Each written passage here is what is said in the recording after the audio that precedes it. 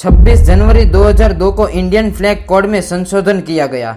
इसके बाद आम नागरिक को किसी भी दिन तिरंगा फहराने की आजादी मिल गई। इससे पहले यह अधिकार सिर्फ गणतंत्र दिवस और स्वतंत्रता दिवस के मौके पर ही दिया जाता था। अगर आप अपने घर पर तिरंगा लहराना चाहते हैं तो यह हाथ से काटे और बुने गए ऊनी, सूती, सिल्क या खादी से बना होना चाहिए।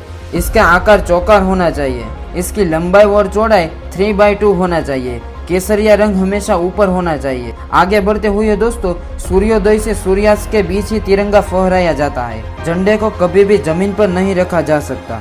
झंडे को कभी भी आधा झुकाकर नहीं फहराया जा सकता। झंडे को कभी पानी में नहीं डुबोया जा सकता। इसे किसी भी तरह का नुकसान नहीं पहुंचाया जाना चाहिए।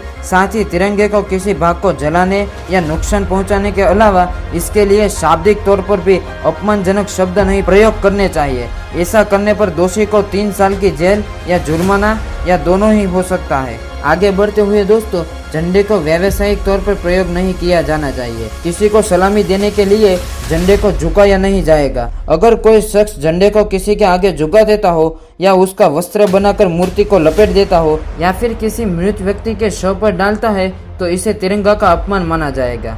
तिरंगे की यूनिफॉर्म बनाकर पहनना गलत है।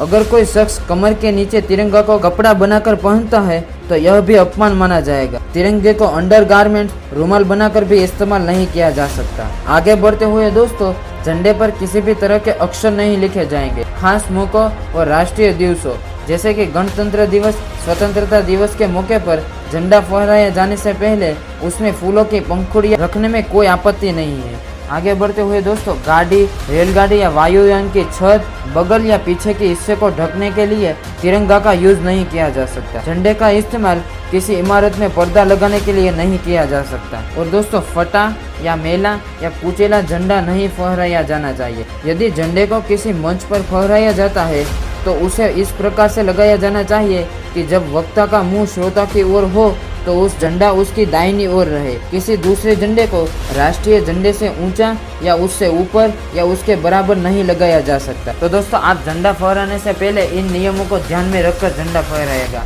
तो दोस्तों, अगर ये वीडियो आपको पसंद आए तो वीडियो को लाइक जरूर करिएगा और चैनल को प्लीज सब्सक्राइब जरूर करिएगा।